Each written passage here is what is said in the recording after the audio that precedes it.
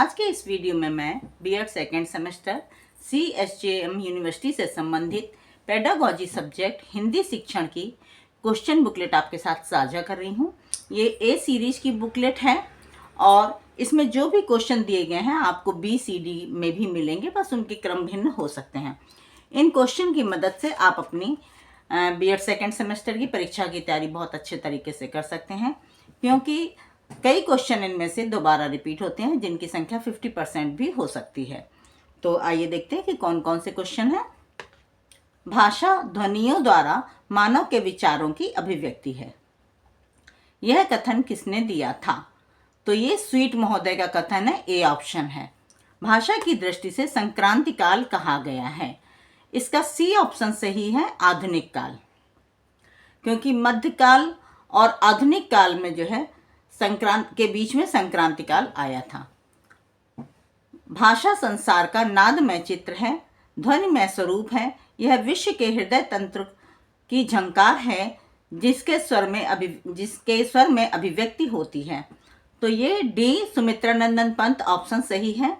निम्नलिखित में से कौन भाषा की विशेषता नहीं है? इसका बी ऑप्शन है। भाषा सूक्ष्मता से स्थूलता की ओर जाती है। भाषा की कहानी वास्तव में सभ्यता की कहानी है। यह कथन है ए मर्टो एपाई का। मातृभाषा द्वारा शिक्षा के अभाव ने भारत को निश्चय ही विश्व के सब देशों में अत्यंत अज्ञानी बना दिया है। यह कथन किसका है? बी एनी बेसेंट का। माता पिता या परिवार के सदस्यों के अनुकरण द्वारा सीखी गई सहज बोली का परिष्कृत रूप डैश कहलाता है। तो सी मातृभाषा। मातृभाषा की प्रमुख शिक्षण विधि है सी अनुकरण। शिक्षा प्रदान करने का सर्वोत्तम साधन है बी मातृभाषा।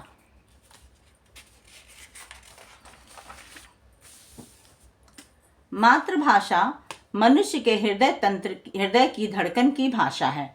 यह किसका कथन है? तो ये ए कलराज। मातृभाषा का स्थान अत्यंत महत्वपूर्ण है, क्योंकि इसका डी ऑप्शन सही है, उपर्युक्त सभी। भारतीय संविधान की 8वीं अनुसूची संबंधित है डी भाषाओं से।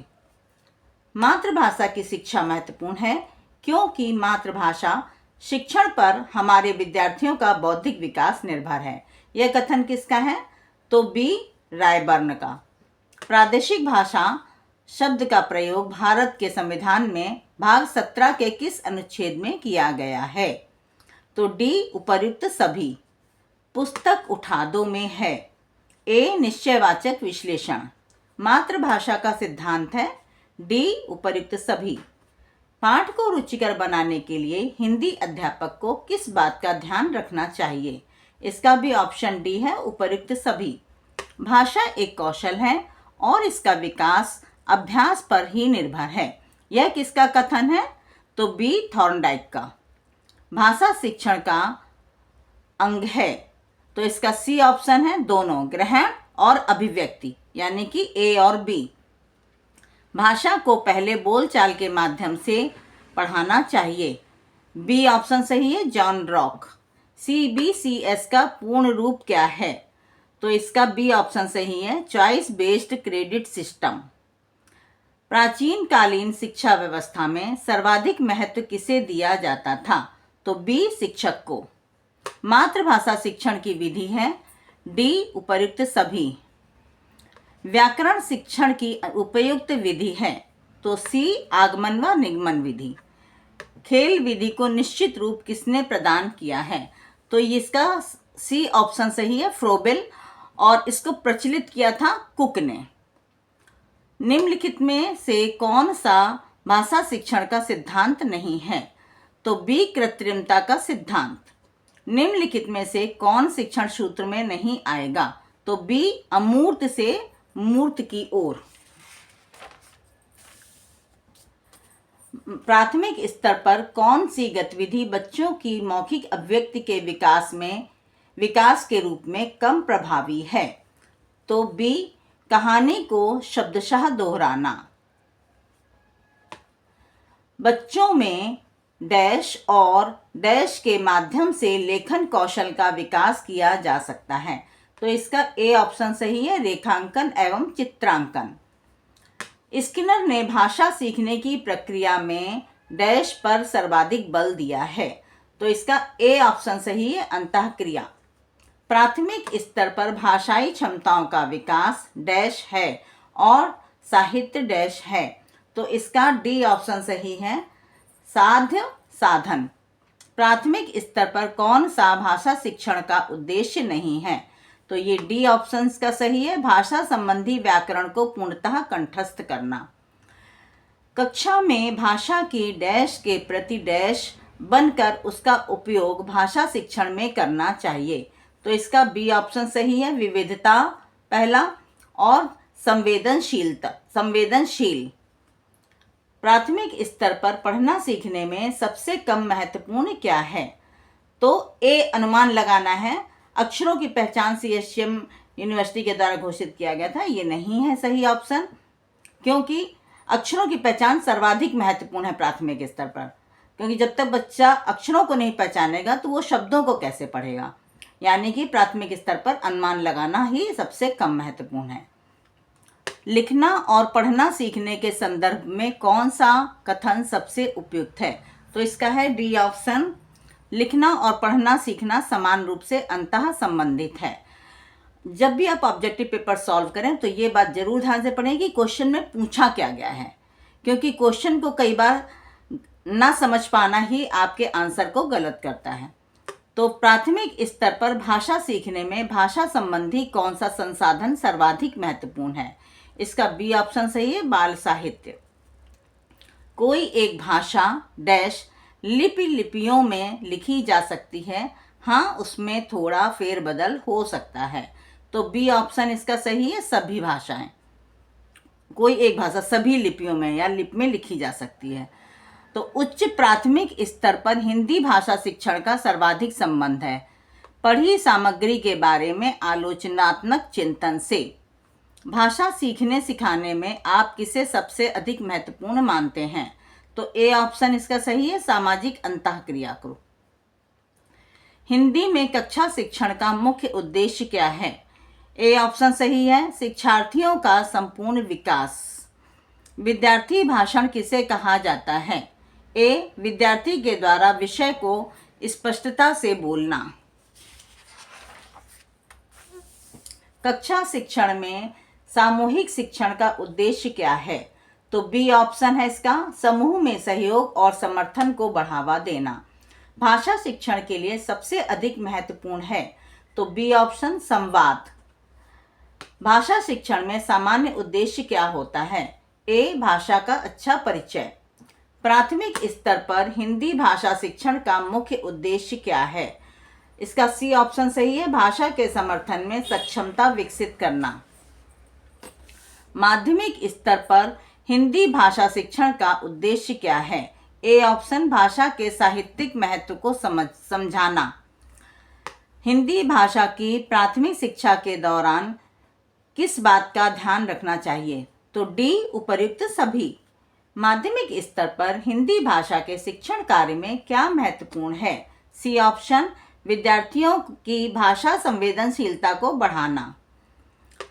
जो दीपक अपनी लौ को प्रज्वलित नहीं कर सकता वह दूसरे दीपक को प्रकाशित कैसे कर सकता है, यह कथन किसका है, ए रविंद्रनाथ टैगोर।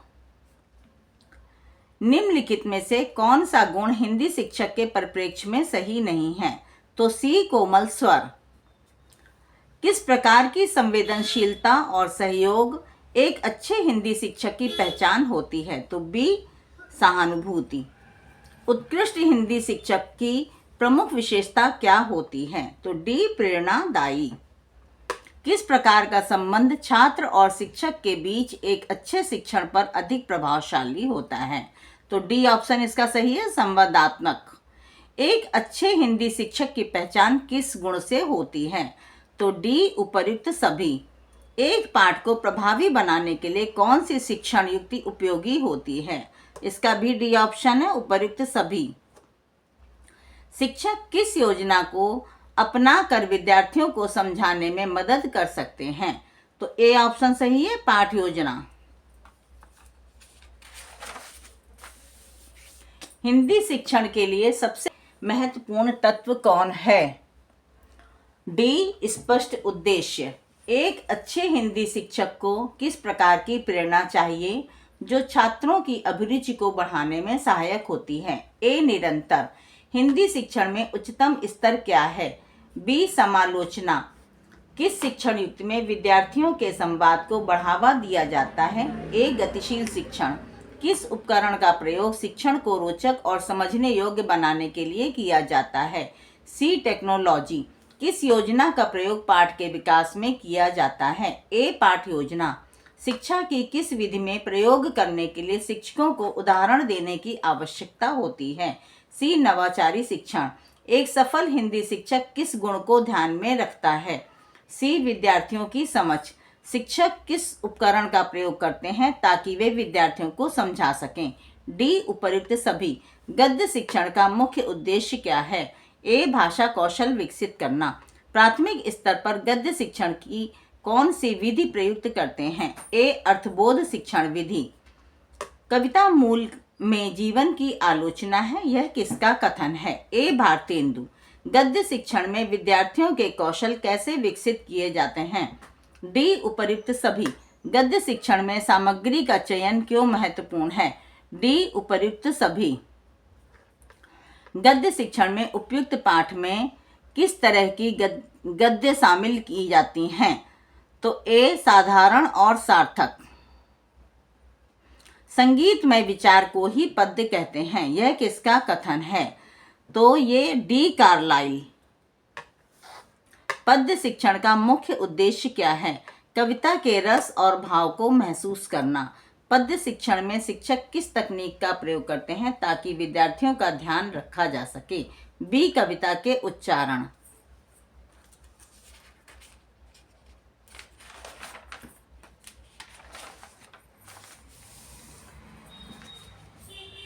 पद्य शिक्षण में किस विषय का ध्यान रखा जाता है? डी, उपर्युक्त सभी। व्याकरण की शिक्षा का उद्देश्य बालक को भाषा को वैज्ञानिक रूप से देखने में प्रवीण बनाना होना चाहिए, यह किसने कहा? ये सी, एन, पोकॉक। एनसीईआरटी के अनुसार प्रभावी पाठ योजना का एक महत्वपूर्ण तत्व क्या है? बी, लचीलापन। RCEM मॉडल में शिक्षण विधियों का चयन किस पर आधारित होता है? तो सी, शिक्षण उद्देश्य और सामग्री। RCEM मॉडल में शिक्षण सामग्री का चयन कैसे किया जाता है? तो इसका जो है ए ऑप्शन सही है, पाठ के उद्देश्यों और छात्रों की आवश्यकताओं के आधार पर। RCEM मॉडल के अनुसार उद्देश्य निर्धारण का उद्देश्य क्या है? सी, छात्रों की सीखने की दिशा निर्धारित करना। NCERT के अनुसार प्रभावी पाठ योजना निर्माण में अध्यापक को किस बात का ध्यान रखना चाहिए? बी, सभी छात्रों की सीखने की शैलियों का ध्यान रखना। RCEM मॉडल में पाठ योजना का पहला चरण क्या है? बी, उद्देश्य निर्धारण। ब्लूम की टैक्सोनॉमी में समझना स्तर पर क्या किया जाता है? बी, जानकारी की व्याख्या और उदाहरण देना। NCERT के अनुसार प्रभावी पाठ योजना का मुख्य उद्देश्य क्या है? बी, छात्रों की रुचि बढ़ाना। सतत और व्यापक मूल्यांकन CCE में सह शैक्षणिक गतिविधियों का महत्व क्यों है? सी, छात्रों के समग्र व्यक्तित्व विकास में सहायक होती हैं। ग्रेडिंग और अंकन प्रणाली में क्या अंतर है? बी, ग्रेडिंग प्रणाली में ग्रेड मिलते हैं लेकिन अंकन प्रणाली में अंक। CBCS में क्रेडिट का तात्पर्य क्या है? ए, किसी कोर्स की पढ़ाई के लिए आवश्यक समय। CBCS का मुख्य उद्देश्य क्या है? छात्रों को पाठ्यक्रम चुनने की स्वतंत्रता देना। हिंदी शिक्षण में ICT सूचना एवं संचार तकनीक का क्या महत्व है? शिक्षण को प्रभावी, सुलभ और रोचक बनाता है। B option. CCE में मूल्यांकन के कौन कौन से घटक शामिल हैं? बी, शैक्षणिक और सह शैक्षणिक। उपचारात्मक शिक्षण के लिए कौन सी तकनीकें उपयोगी हैं? सी, व्यक्तिगत ध्यान, पुनः शिक्षा और अतिरिक्त अभ्यासकार।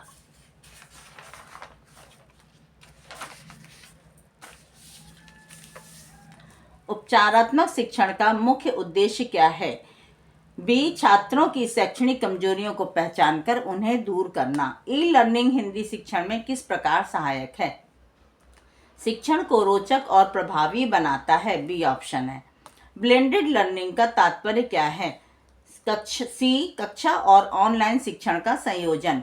हिंदी शिक्षण में मूल्यांकन के प्रमुख प्रकार कौन कौन से हैं?